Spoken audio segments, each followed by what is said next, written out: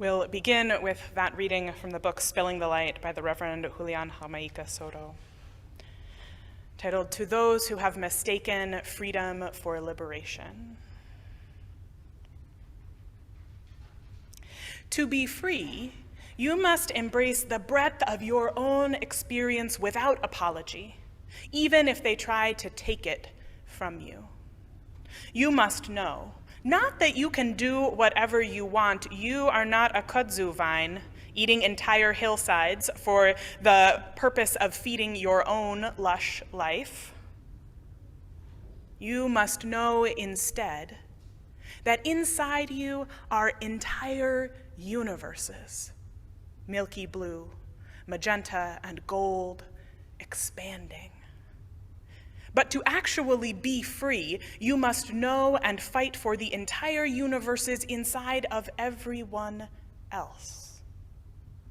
Being free is not a license, but a promise.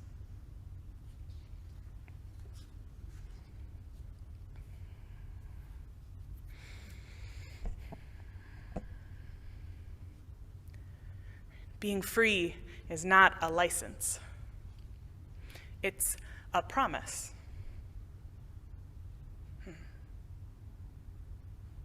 A message that seems to have gotten muddled along the way for some of our fellow citizens of this place. That freedom, liberty, being free, is not about our right to do whatever we want and not face any consequences. It's about our promise to one another, to this community, to ourselves, about the kind of world we might create.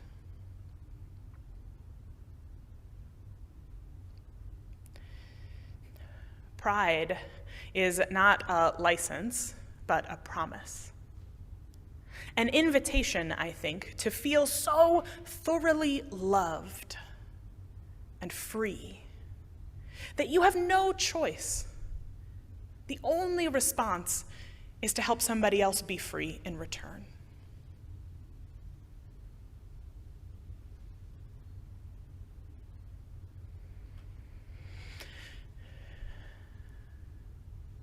Many of you perhaps know that when I offered the history lesson contained in this morning's Wonder Box, that there is another chapter to 1978 in San Francisco, which is that a few months after Harvey Milk commissioned the flags for the Gay Freedom March in that summer, he was assassinated by a fellow city council member, along with the mayor at the time.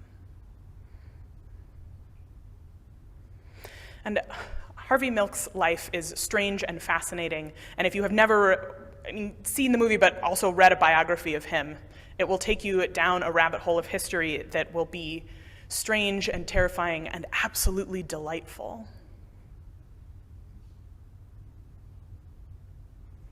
And that part of Harvey Milk's shtick as a politician, and I think he was undeniably a politician who undeniably had a shtick, without question, was that the thing that he wanted the gay community to have, the thing that he wanted his community to have, and not just the queer community, but all people, was hope. Was that he was tired of feeling like being gay was some sort of sentence to a life of sadness. And that trope continued well beyond his life despite his efforts. And that particularly in the 80s and 90s and even into the 2000s, so many depictions of gays and lesbians in media had terrible, sad endings. That At the end of the story, someone inevitably either went back in the closet or died, or right? Gay and lesbian couples never got happy endings. It was somehow inconceivable that gay and lesbian people, trans people, queer people would live happy, well-adjusted, as much as any of us wants to be adjusted, lives.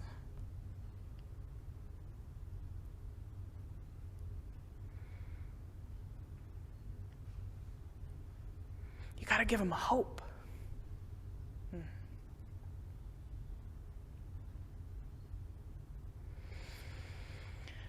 But what that moment in history, thinking about where things were in 1969 and where they were in 1978 and where they were in 2015, and goodness gracious, where they are today,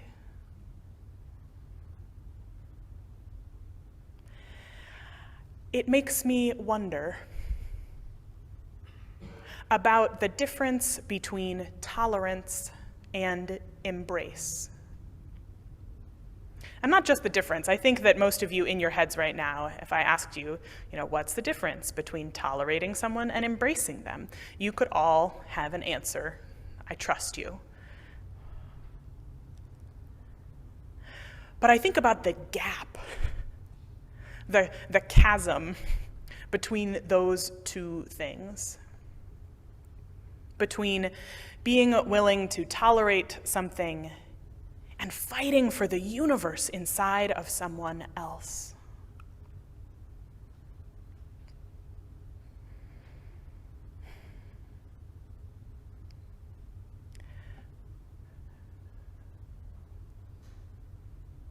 That distance between tolerance and embrace seems to be back in our lives.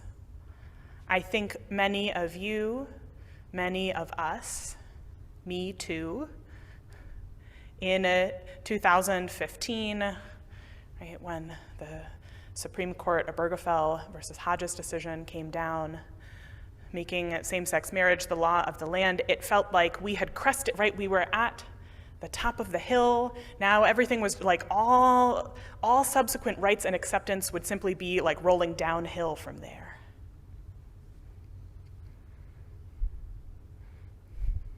And we all have the distinct, I won't say pleasure, of living through the history that tells us that we were wrong, right? That we were wrong. That acceptance of the queer community, acceptance of the trans community, embrace of a diverse expression of relationship and gender has not manifested. And in fact, public opinion about the inclusion and acceptance of trans people is worse today than it was 5 years ago. Worse. People are less likely today to be willing to fight for the universe inside of someone else.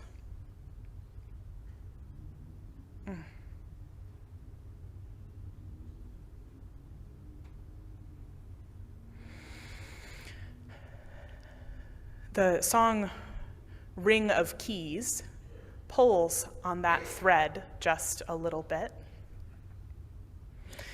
It is such a beautiful encapsulation of what it's like to know that the universe inside of you might in some ways exist inside of someone else.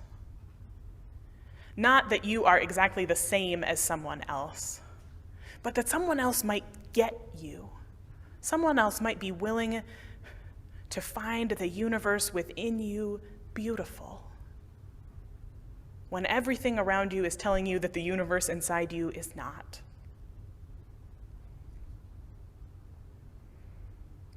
I think many queer people have a Ring of Keys moment in their history, or a series of moments, right? Remembering in our childhood or adolescence, or for some, young adulthood, right? Remembering seeing someone else for the first time. Being like, oh yeah, interesting. Right? I think we might be alike in a way that I haven't felt with anyone else before. It's a tug on some thread.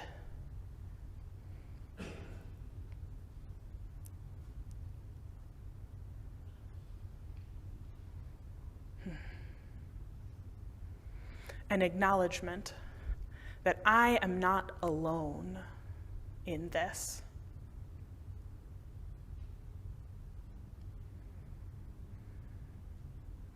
Being free is not a license to do whatever you want. It's a promise to fight for the universes in others. And the caveat that is not explicitly stated in this morning's reading, but that I will add just because I like to be clear, is that regardless of whether or not you get it,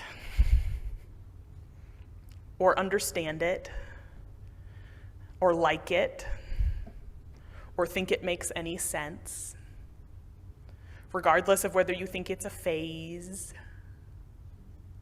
or weird, right? It's that fighting for that universe inside of someone else, the fullness of it, whether or not you understand it, is where we have work around the distance between tolerance and embrace.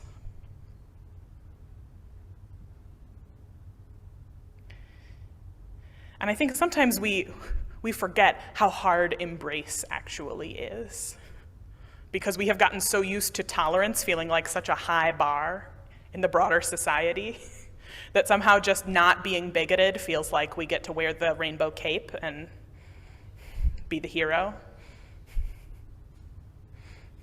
But I accept you, the phrase, right, think about it, I accept you being here, or like we accept you. There are moments and places where we accept you is a high standard compared to everything that's happening around you. I'm not here to poo-poo, we accept you. Or even, we want you here. Those are both important, but neither of those is a destination. Because I accept you being here, or I want you to be here, is not the same thing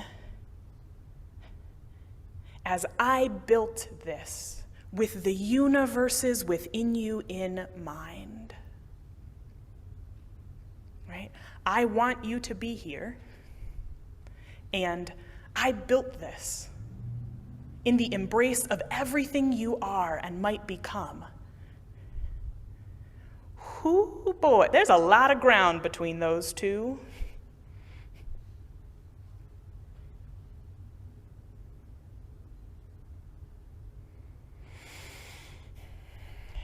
And the ground between those two and the gap that we feel between those two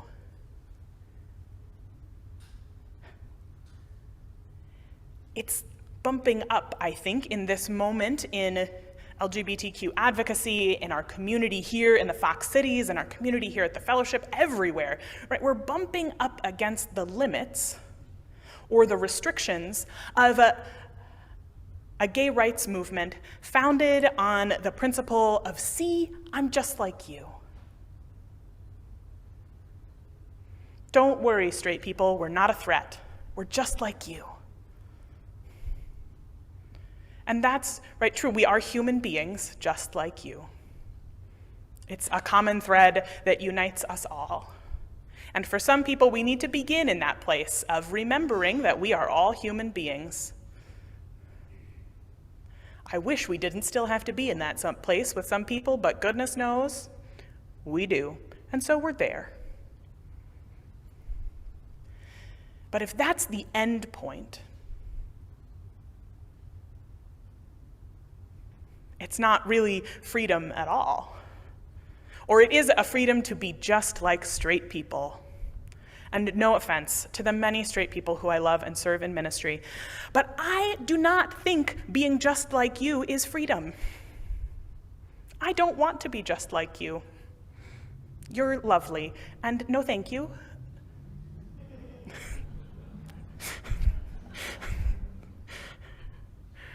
And that is one of the difficulties with that so many resources, both person hours and dollars and organizational resources, were poured into the movement for marriage equality.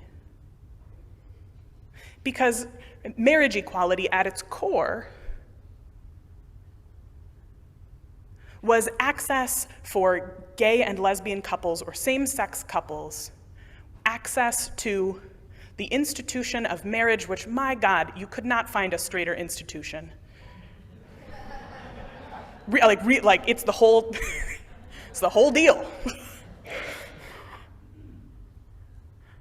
And so we poured our resources as Unitarian Universalists, as the Unitarian Universalist Association, as the Fellowship, as LGBTQ advocacy organizations, not all, but many of them, right, poured resources into a fight that was primarily an invitation for a subset of the LGBTQ community to have access to the institution of marriage.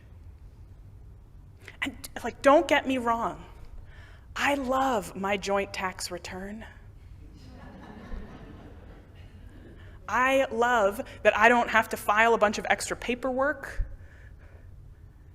for my spouse and I to have legal connections to one another. That's not to downplay it. Those things really matter, and they are very important. And my goodness, that is the basement of rights for the queer community.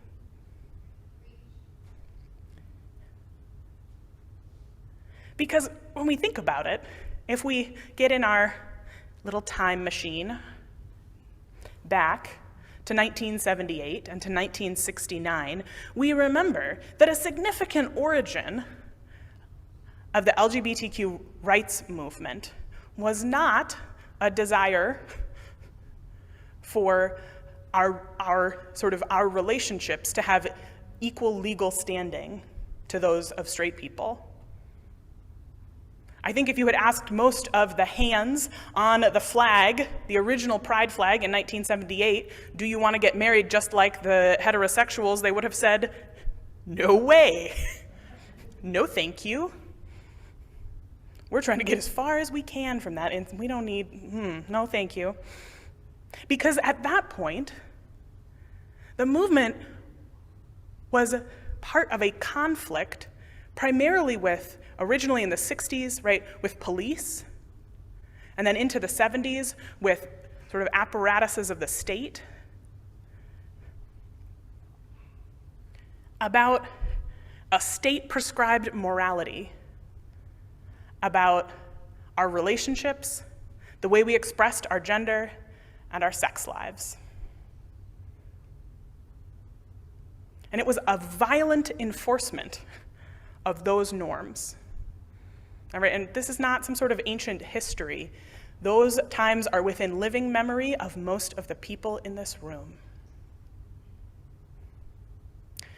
And I think that sometimes, right, in like 2015, that sort of LGBTQ rights movement felt sort of vintage. The idea that we would need to fight back against state-backed violent enforcement of gender norms. But it doesn't feel so vintage anymore. And in fact, it never stopped existing.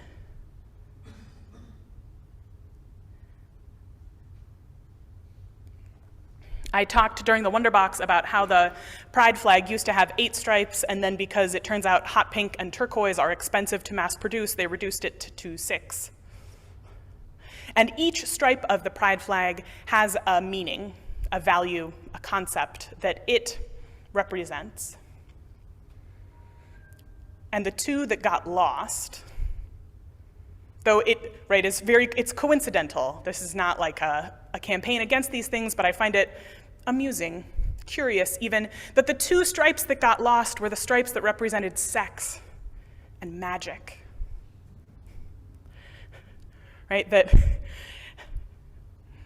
these core pieces of queer community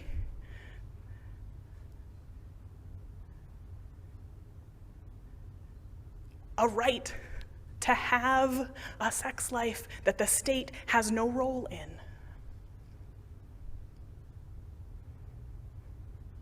And this is where I won't go down the rabbit hole, but I'll point to the rabbit hole about the connection between anti-trans, anti-LGBTQ legislation, and anti-choice legislation. We'll all look down the rabbit hole, and then we'll come back. Okay, good.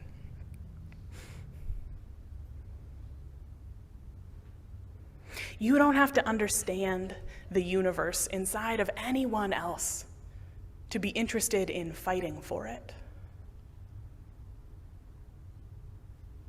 You don't.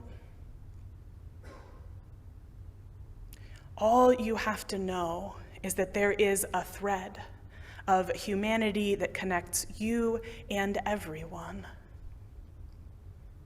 How deeply you're connected to my soul. It's a way of expressing universalism, the idea that our fates are one. And that the universes inside of me are not free, are not embraced until the universes inside of you are.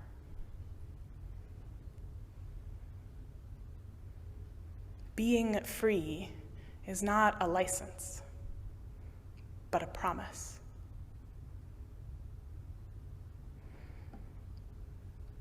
It's easy to forget. In a few minutes, you'll have a chance to make prayer beads, or fidget beads if the word prayer makes you itchy, with the colors of the pride flag, and a little note about what they each mean. And if the fact that one of them is sex, and I've said it a bunch of times from the pulpit, makes you, like, if that has risen anything, like your blood pressure at all, I invite you to breathe.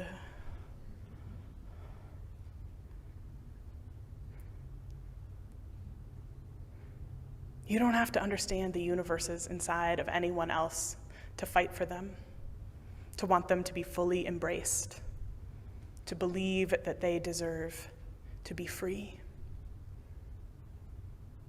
Pride and its celebration, no matter how many beer cans, tourism board logos, flags raised in front of government buildings, it's not a license, it's a promise to fight for the universes within. May it be so. Amen.